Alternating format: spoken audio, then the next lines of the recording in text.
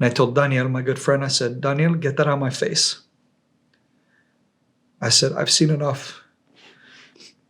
I don't want to have these images in my head when we go in there. I want to do this professionally. I don't want to have all of this. I mean, there was such rage inside of us. In me, I can speak for myself, but I know we were all voicing it. There was such rage to want to get back at these scumbags. And to see a kid who is old as my son, one of my boys, being by these scumbags. And again, this is on top of knowing all of what happened beforehand, knowing about how, for example, when we had collected body cams off of the terrorists that were, one of my friends from Yamam, who became my teammate, after their initial fighting of the 7th and the 8th, he gets released because he was a veteran and he was medically discharged years ago. He gets to join our team because the guys at Yamam were like, because he's like, dude, I want to still fight. He's 54 years old. He's this old dude. And they're like, hey, how about Ellie's team? He's like, Ellie's, who's that? Who are those guys? He goes, oh, trust me, they're squared away. That's a team you want to go to war with. And so he becomes my teammate. And as we're fighting together, I say, hey, bro, what happened on those days? Like, fill me in, some of the stuff you had to see. And like, I want to know what they did. Because I'm not watching the stuff online, but I'm more than willing to listen and hear. I don't want to have the images in my eyes. He says, well,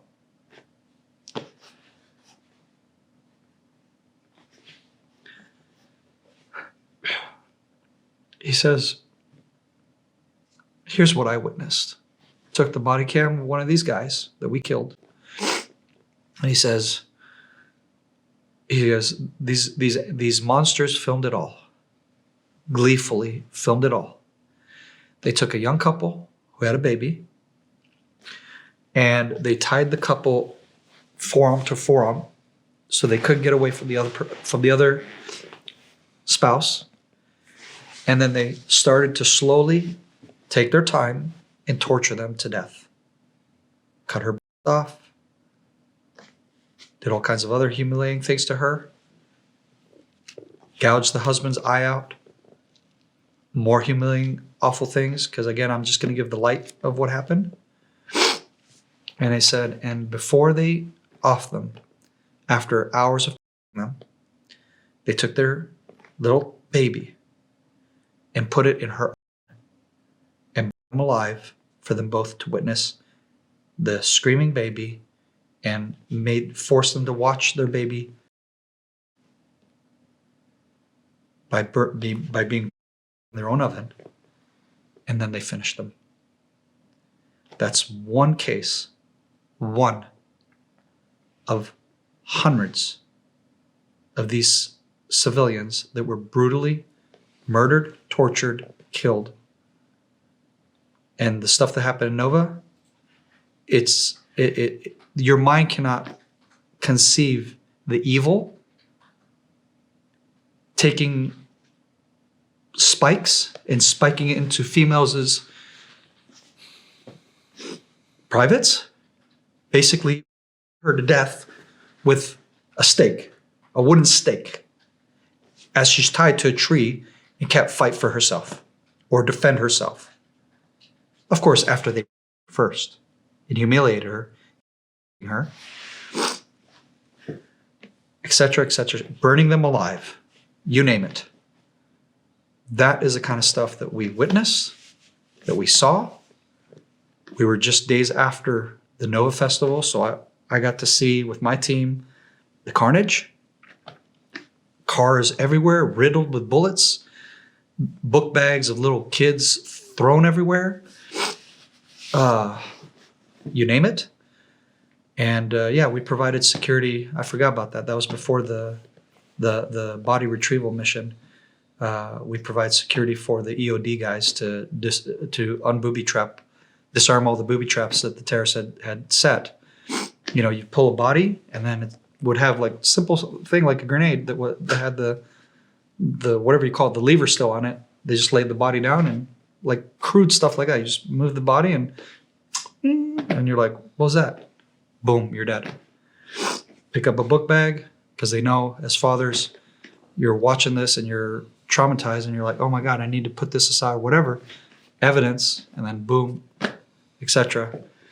Lots of dirty stuff. So they took their time to torture, murder, mutilate, and those scumbags like Dan Bilzerian, Andrew Tate, the list goes on, who have the balls to say, in fact, the balls, those guys are freaking cowards. And I love this coward who thinks he's a Navy SEAL or deserves a position in the Navy SEAL community and bitches and whines how an officer or didn't get along with whoever, wouldn't let him make it.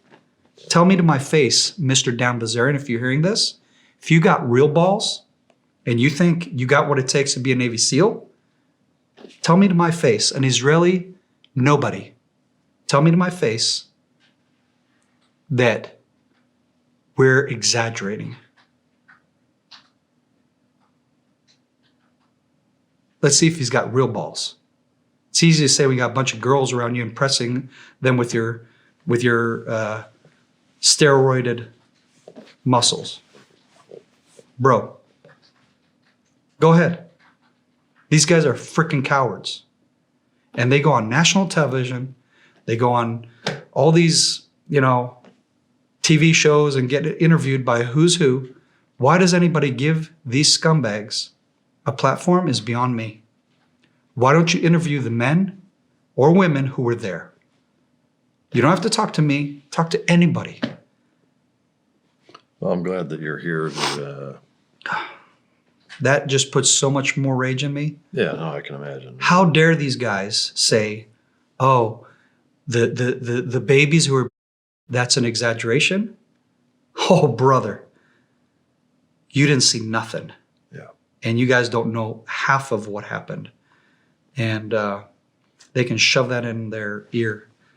This, sorry, brother. I get so angry by that. Yeah, I can imagine. That's a lot of emotion. I would never judge somebody who went through something like that. Yeah. Not in a million years. Yeah.